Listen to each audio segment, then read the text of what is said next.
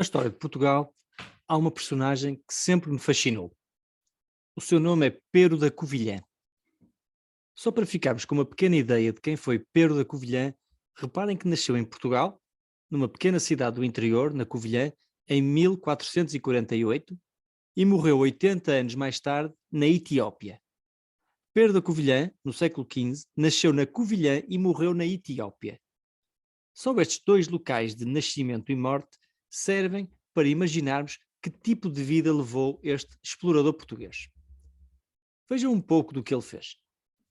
Em 1487 foi enviado por Dom João II em busca de um reino cristão no Oriente que poderia servir de apoio aos descobrimentos portugueses, pelas terras da Índia, pelas terras de infiéis.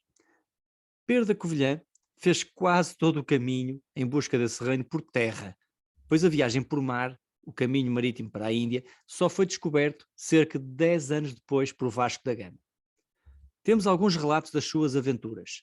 Parece que esteve a morrer de peste em Alexandria, no Egito, tentou entrar como espião em Meca disfarçado de mercador árabe, onde teve de rezar ao profeta Maomé para o seu disfarce não ser descoberto, ele que era cristão, e termina a sua vida como conselheiro de uma rainha na Etiópia que o proibiu de voltar à sua terra natal, à Covilhã. Ficou por lá e, ao que parece, teve muitos filhos. Ainda hoje devem andar descendentes mestiços de Pero da Covilhã por aquelas paragens na Etiópia. Imaginem como seria a página do Facebook de Pero da Covilhã. Já pensaram nos relatos de aventuras que teria para publicar? Que fotografias espantosas poderíamos ver de quando atravessou o deserto no dorso de um camelo, viu o pôr do sol no Mar Vermelho ou foi vendido como escravo no mercado no Oriente? Vou pensar nisto da próxima vez que quiser publicar fotografias das minhas férias ou o prato de salmão e batatas salteadas que fiz para o jantar. Que encontros maravilhosos deverá ter tido o grande Pedro. Quantos romances fugidios com bonitas mouras ou bonitos mouros no porto do Cairo. Quantas vezes terá tido de desembainhar a espada para defender a sua honra ou a da sua amada? Perante quantos reis se terá ajoelhado, quantas rainhas e princesas terá seduzido e quantos inimigos terá morto em combate este incrível aventureiro da Covilhã? Não sabemos, mas sabemos que deve ter sido das pessoas com uma das vidas mais preenchidas de sempre. Muito do que Pedro da Covilhã viveu e descobriu perdeu-se com ele. Há alguns relatos da sua vida e das suas viagens, mas escritos por outras pessoas. Pedro não escreveu as suas memórias. Não conhecemos o seu ponto de vista sobre as coisas. Desconhecemos o que sofreu no fim da sua vida, desterrado na Etiópia, sem poder voltar a Portugal e à Covilhã. Nada sabemos do que terá sentido ao descobrir novas terras e conhecer novas gentes.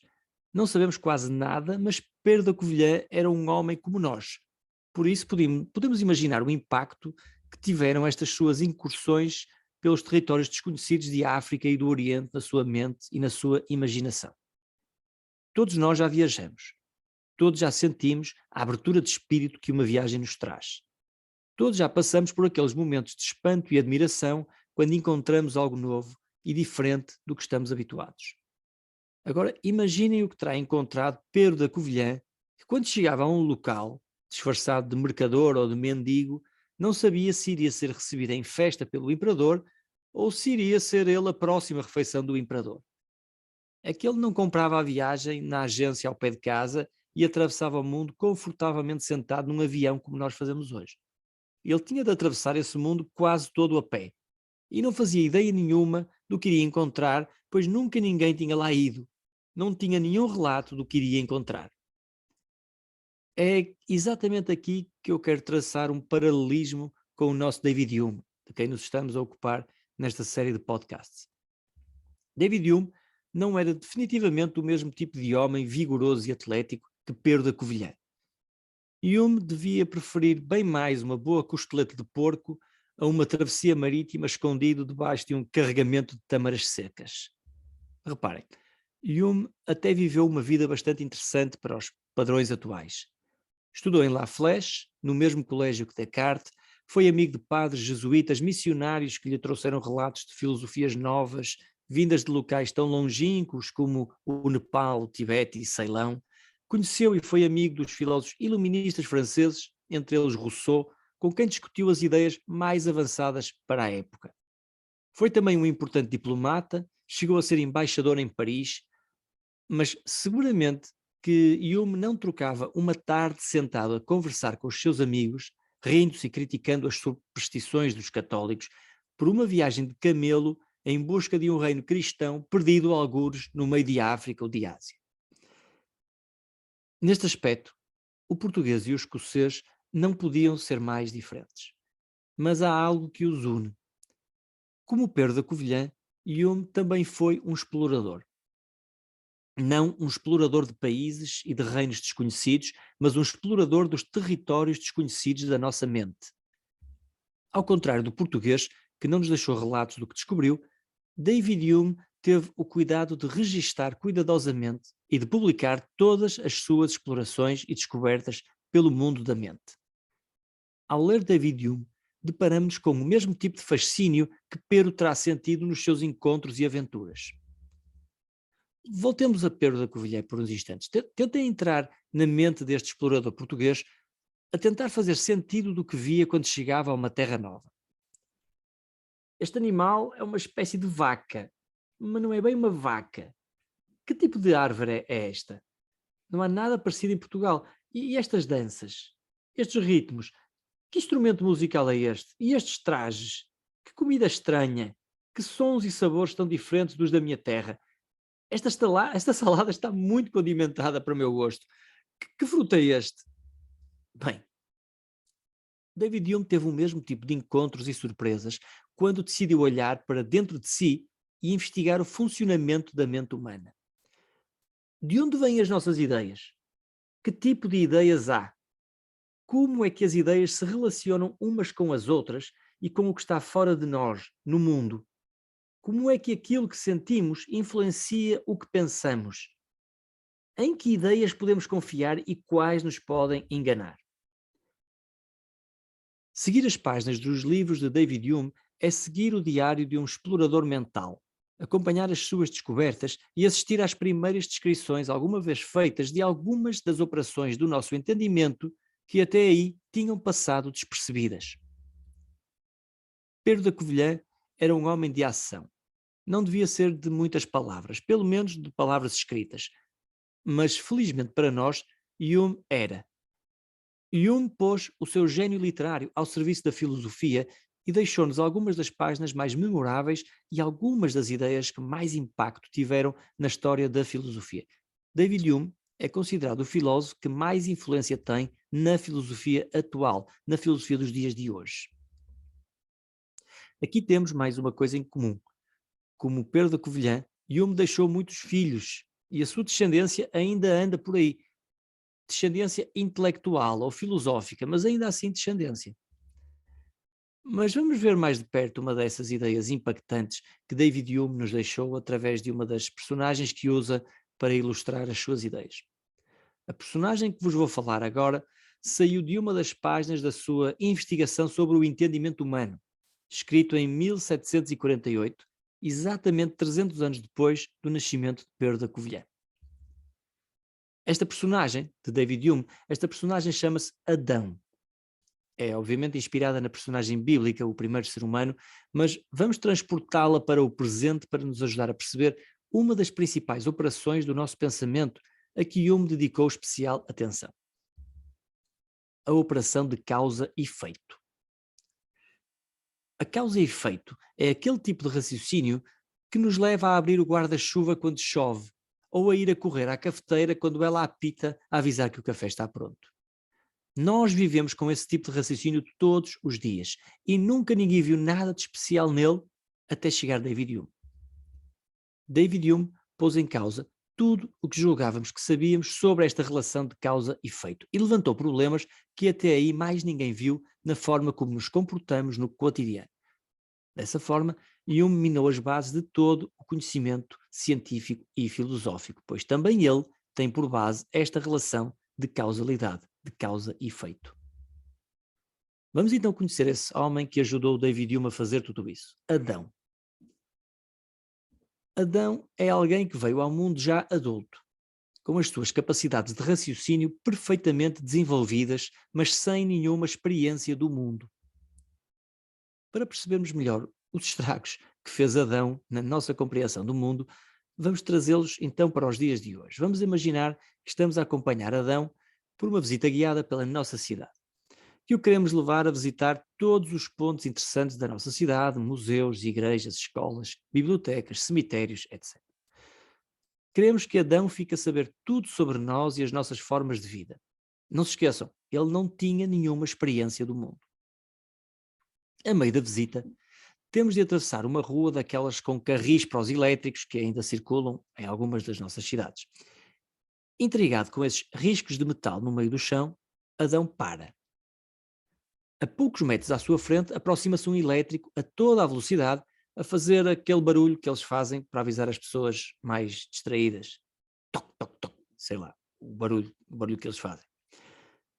Nós já atravessamos a rua e agora olhamos para trás e vemos Adão entre os carris a olhar, admirado para o elétrico que vem na sua direção.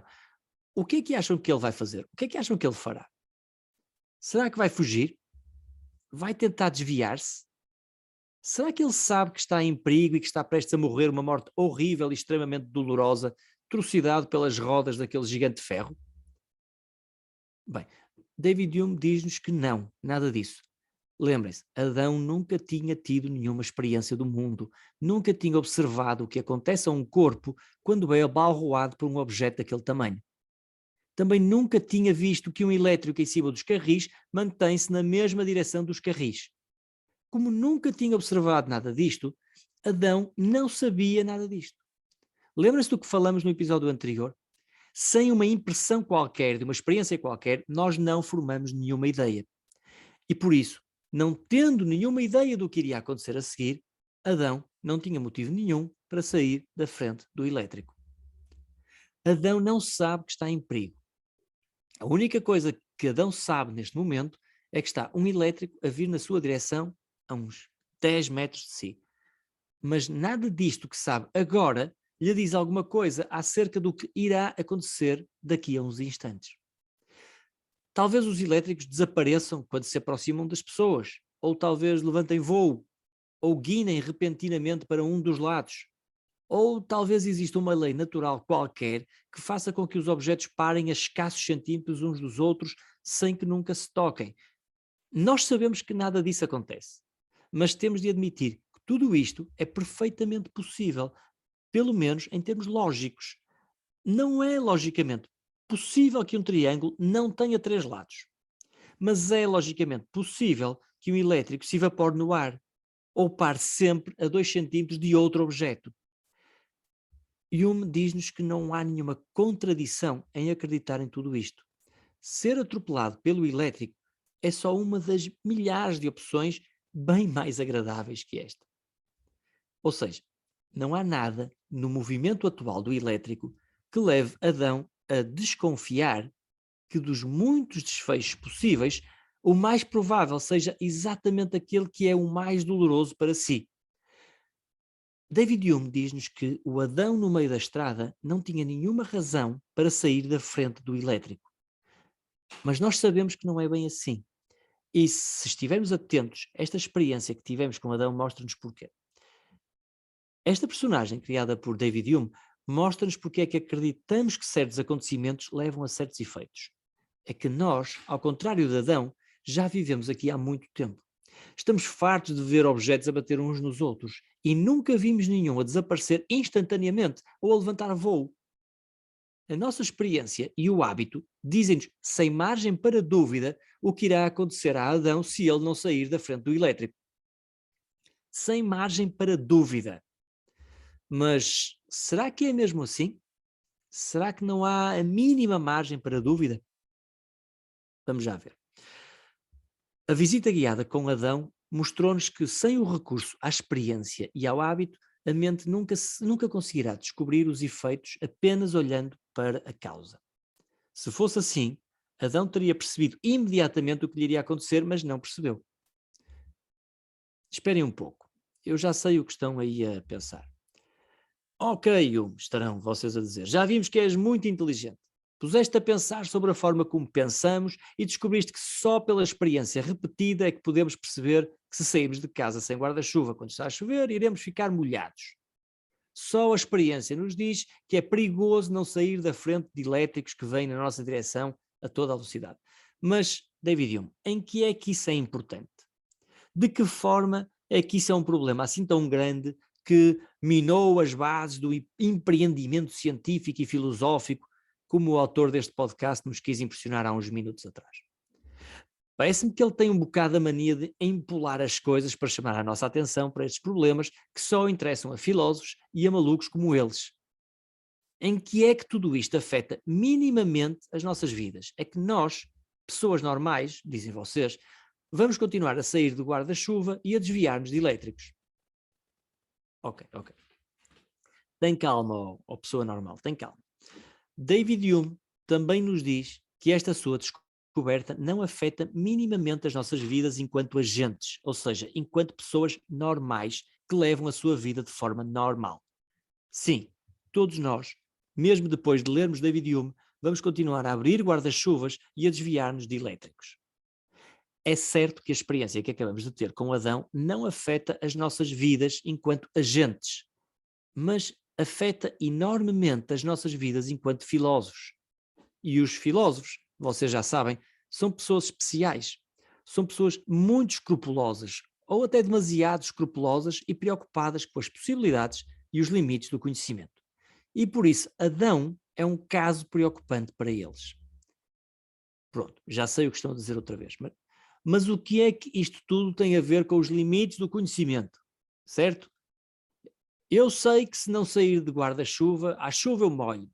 Eu sei, tenho conhecimento, o que vai acontecer se não sair da frente do elétrico, sem margem para dúvidas. Meus amigos, eu aqui tenho de voltar a pedir-vos calma, sim. A filosofia não é uma coisa fácil. Para compreendermos bem o que um filósofo nos diz, temos de ler com cuidado as suas ideias. Não ler só uma vez, mas ler e voltar a ler até compreender bem. Parar para compreender cada passagem. Perceber como essas passagens se ligam umas às outras. Que razões ele nos apresenta para as suas ideias. Tentar perceber se as razões são boas. É que o que os filósofos nos dizem não é fácil. Os filósofos não se limitam a repetir e a descrever aquilo que já sabemos, as opiniões comuns, a apontar para a realidade e dizer por palavras bonitas aquilo que todos vemos. Se fizessem apenas isso, não eram filósofos. Os filósofos mostram-nos o que mais ninguém vê atrás do que toda a gente vê. Fazem-nos ver o que não somos capazes de ver, e isso às vezes requer um esforço grande da nossa parte para os acompanhar. Tenham paciência. Vamos acompanhar Hume mais um pouco e ver aonde ele nos leva.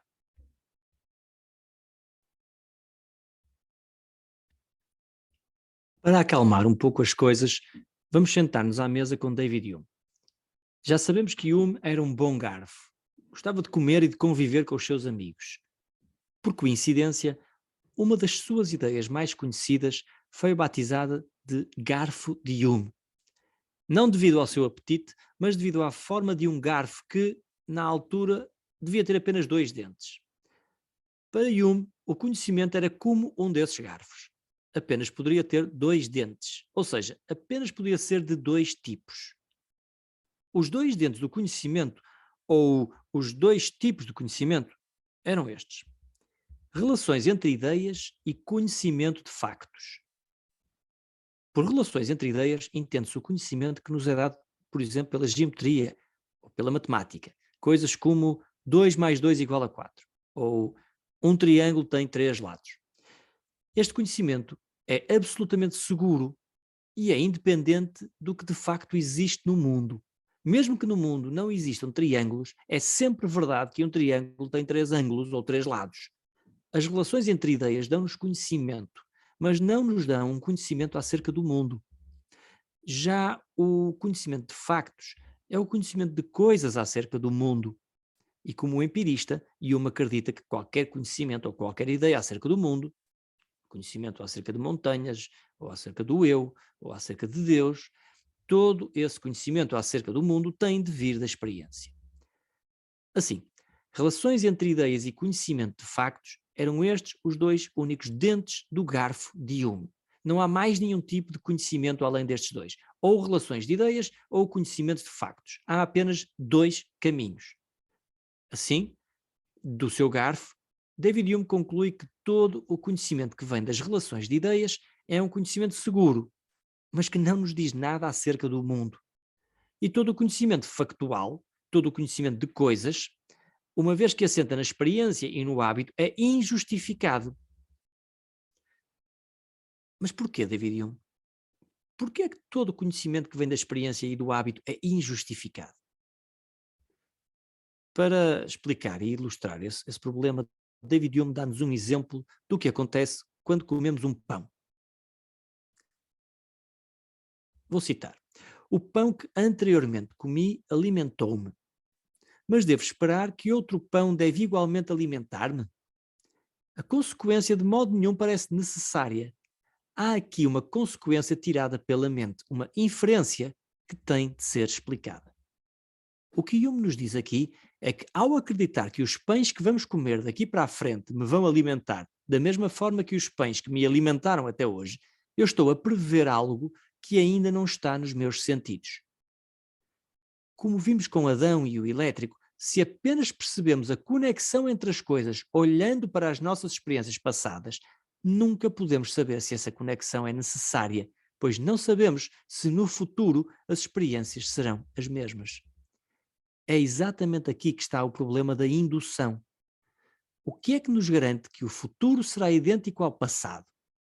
Como se justifica este princípio da permanência das leis da natureza? O que é que me diz que as leis que regem o universo, a lei da gravidade que estabelece a relação entre os corpos, ou uma lei qualquer que descreva as trocas químicas entre as moléculas, tudo isso sei lá, eu não sou cientista. Como é que eu sei que tudo isso permanecerá inalterado e que o pão irá continuar a alimentar-me, que a água continuará a molhar-me e que os elétricos continuarão a atropelar-me? E Hume diz-nos que não temos maneira de saber.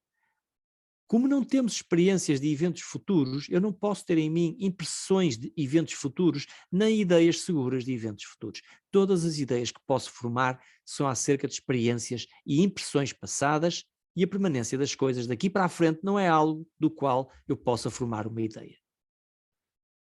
Sim, eu sei, isto parece de loucos.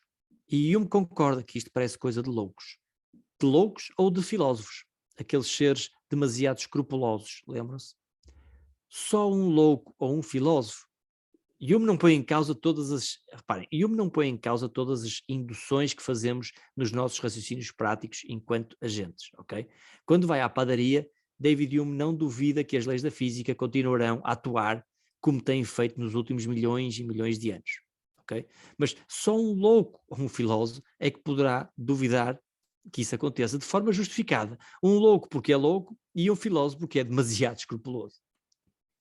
Ninguém diz, a não ser um louco ou um filósofo, logo hoje que o padeiro resolveu levitar até à lua bolas. Nós sabemos que isso não acontece. Não é? E o David Hume só põe em causa o tal princípio da permanência da natureza de forma teórica.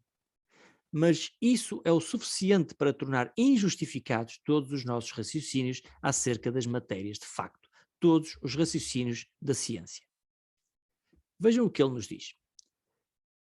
E embora ninguém, a não ser um louco, pretenda alguma vez disputar a autoridade da experiência ou rejeitar este grande guia da vida humana, pode certamente permitir-se a um filósofo ter pelo menos tanta curiosidade como examinar o princípio da natureza humana que dá à experiência esta poderosa autoridade. Fim de citação. Amigos, eu sei, isto não é fácil. Eu batalho há vários dias com estas ideias de David Hume e confesso, ainda não me são totalmente claras.